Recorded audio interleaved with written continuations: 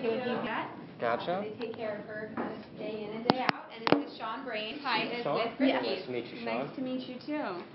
And who are you? My name is Renn. I'm actually with a film blog called Chud. It's a long-running, small blog, but kind of like an Ain't It Cooler / film, if you ever run across that. But yeah, I like to cover kind of different things and, you know, try and find offbeat stuff with that audience may not necessarily run across the same way. So, and I love Grumpy Cat, so awesome. So you're in good company. Exactly, I had to work my way in. Yeah, so I was just curious. I am fully expecting sometime in the next year for Grumpy Cat to show up next to Vince Vaughn in some comedy or something. Have you guys got any kind of offer like that yet? Nothing for TV yet. Or nothing for movies or TV? Not really. Actually, there was an interesting email that came in today, but not for TV. Gotcha. But there's no offers of that yet. We're hoping she ends up in a cartoon though. We'd love to see an animated Grumpy Cat. She has a good personality for that. So you guys would definitely be open to that kind of thing? Because I guarantee you there's a dozen scripts in front of different executives for comedies that mention her or something. I think it's hilarious to think that, you know, they're all sitting around the long table and, you know, there's somebody, you know, pitching their Grumpy Cat idea. Right, exactly. That Grumpy Cat, we should get them in something. We get a kick out of every when we get the emails, like we got the email, and most of them come through the contact us form on the website. So you know, we always laugh when it's something new and big because it's still exciting.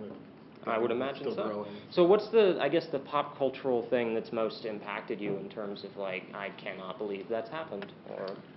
Just the fact that it came out of one picture on Reddit, you know, that it's grown to what it has. It's insane. I think it's actually 2 pictures. We posted 2 pictures and a video to prove that it wasn't Photoshopped. And just that it came out of that and it's grown so much in such a short amount of time. It was just the end last week of September that I posted that picture. So you're only talking 6 months.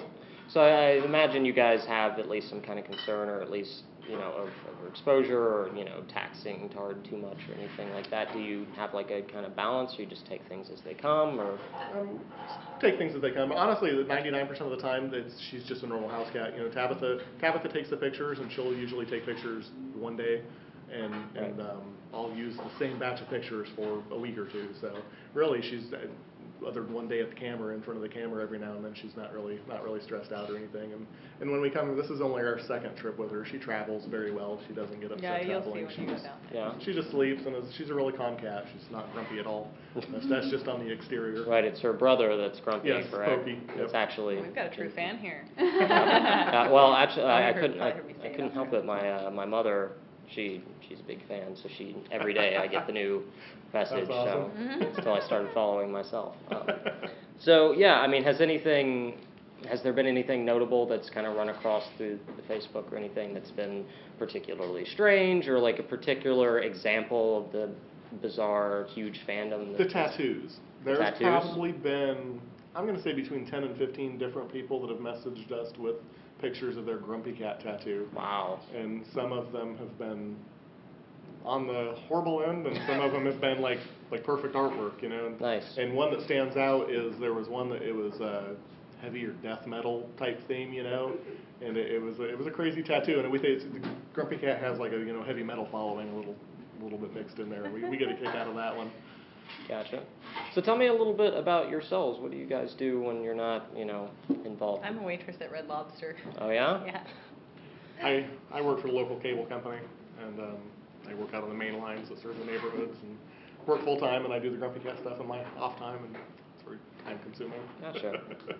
Right on. I kind of wedged my way in here, so I don't want to take up too much time or anything. I know there's the Petco people behind me, but I appreciate answering my questions. I know, like I said, you're going to get an offer for a movie, or somebody's going to want to do a documentary. There is a documentary. Oh, is there? It's not specifically Grumpy Cat, but it's like a viral type thing. Little Bub, I forget the name of it. Little Bub and Friends. Little Bub and Friends. Oh, okay. I guess it made it into the Tribeca Film Festival. Oh, okay. Grumpy Cat's a co-star. And Grumpy Cat's a co-star in it. How did that take shape? I think it stemmed mostly from the New York trip. Right. We got a lot of media spin off of that trip. So. It was Juliet with Vice. Right. Juliet with Vice Media. Oh, okay, cool. So she's really nice, and she likes Grumpy Cat. So. Well, then that makes it even more applicable if there's a documentary I can look into. Yeah, But, absolutely, definitely. but I think Tar deserves her own. So Definitely. We if you agree. haven't gotten a call in like a year or something, call me and I'll do Yeah, it. the power of Yeah. That's the Push power back. of suggestions. Exactly. All you have to do is say, So we're Doing a sequel to the Will Budd movie centered around her. Yeah. see, That'd be That's awesome. awesome. We're very hands off. All the, we haven't really We don't approached design all those anybody. names It's and stuff been either. all a lot of interest in Grumpy Cat. So. Just let it take its own sort of shape and Yeah, roll exactly. with it. And we're excited to. Friskies was our first, big campaign, and we're excited to be here with them for the Will Kitty Play With It video series. Well, it's a sharp decision because it's one of those things that's been crowdsourced and organic, and people truly love it because it's not, it didn't spring. Nobody tried to make it happen. It Right, happened and naturally, so she's got a lot of power. and the fact that it's sticking to the internet, it's kind of sticking to those people that are interested in it already. So. Right. And it seems sustainable, like she hasn't just, it wasn't a total flash in the pan, I think that. Yeah, it's exciting. That's awesome. Well, I'm congratulations, you guys. thank you. Appreciate it. And I appreciate you bringing her here.